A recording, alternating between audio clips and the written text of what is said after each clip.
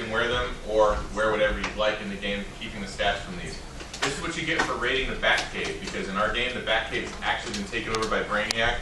Batman himself has been ousted, and he sends you in his heroes to go in there and save Earth as well as the day from Brainiac. But what we're going to do first is give you a sense of the world that we've built, a lesson in the geography of DC Universe Online.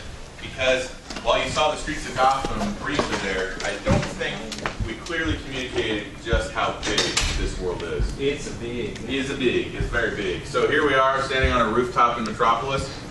And one of the first things that any new player wants to do is, of course, jump right in the game and see how high they can fly. Well, right over here, that's LexCorp Tower. Of course, Lex has to have the tallest building in the entire city. We won't, hazard a guess as to why, but let's just say,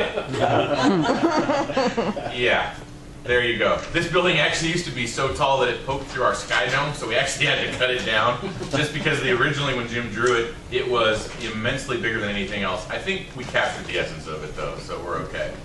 Now, Metropolis is one enormous region. It is a continent-sized city. Over there, you can see in the distance Little Bohemia. There are 9 different districts in the city. Here we are in downtown. That bottle over there is actually the Daily Planet. Brainiac, if he's bottled stuff, he's going to be sure to bottle the Daily Planet. And actually, one of the episodes you do takes you inside the Daily Planet to face off against Brainiac and save the day. As we look around the town, you can see the other districts, and we're actually going to fly into them and take you on a tour of this huge, seamless city.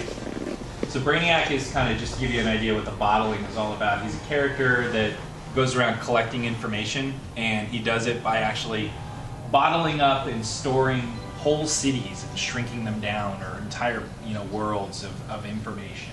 So that's what the bottling is all about there.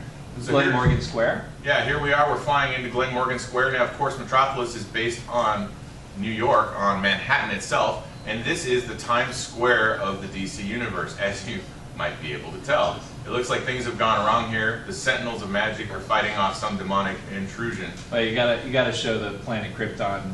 Eat like there's no tomorrow. And of course, Booster Gold is here in various places. Booster Gold is sort of he's a really humble guy, right, Ian? Yeah. Oh, absolutely. No ego at all whatsoever. Booster Gold is a superhero from the future who is essentially like the NASCAR of this entire thing. He puts various sponsor stickers all over his suit.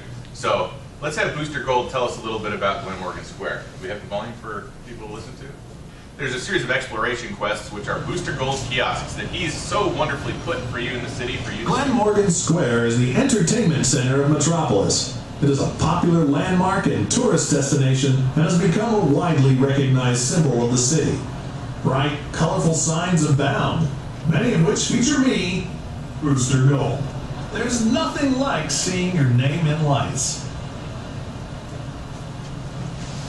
So moving on from here, as you can see, downtown is sort of classic Metropolis, and very much centered on the inspiration for it with New York. Let's fly down a bit and go further into the city as we head towards another landmark, Centennial Park. So each of these areas, you're going to see different kinds of content and storylines going on. You might see some stuff as Chris is flying through here. Glen Morgan Square deals with a character called the Spectre in that area. The Spectre's gone crazy, so players are going and trying to settle that situation down as the Spectre, turning people into spirits of judgment and things like that. So Centennial Park is based on Central Park in New York and is the DC Universe set for that piece. Of course, things are going wrong here as well, but if you want to go take a break, fly through the trees, feel free. You'll notice the purple columns of light. Those are actually race markers. So as you go through the city and explore, you'll be able to pick those out, run over there, and do a race. In this case, there's multiplayer races where you actually are given the movement mode of everybody else in the race, and you guys can either super speed, fly, or acrobatically climb alongside each other as you race each other. I love the Booster Gold tour at the Hedge Maze. Have you done that one yet? No. He says that the Hedge Maze used to be very, very much more complex until a lot of people couldn't find their way out. So cut some of it down. Here we are at the Superman statue erected when he was killed and saving the Earth. Of course, he's come back since then, as oftentimes happens in the comics. But it's nonetheless a pretty good photo opportunity if I can get the flight to work correctly. There we go. And it also gives you a sense of scale of the city because we're still in it. Now let's see if Booster Gold has anything to say about it, if this kiosk is lit up for us.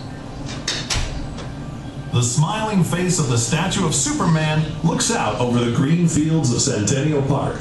The statue memorializes Superman's death, sacrificing his life to save Metropolis from doomsday. One day there will be a solid gold statue right next to Superman's statue. That's right, a Booster Gold statue. Yeah, he's a little bit into the self-promotion. So there we have it, a few of the districts. You can see the hospital is under attack. Again, something else going wrong there.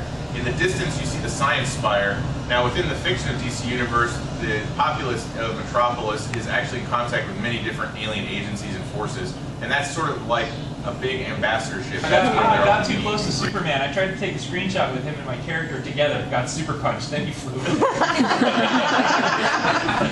And that actually calls out one of the sightings we have, because of course you can see the iconics. Now there's some you can fight, and there's some, well, it's just not wise to fight. And apparently Lady Gaga had some trouble there with Superman. Yeah. He doesn't like her music. That's right. Here we are now moving from Centennial Park into the Tomorrow District. This is actually set up visually with a lot of steel and stone, very much the skyscraper part of it, right? All of the hopes and futures of tomorrow sort of realized in these very ultra-modern buildings and shapes. You can see there's a powder keg. Yep, I'm heading towards it. It looks like the actual Metropolis tram station is having a bit of an issue. But as you can see, again, we're still in the same city, still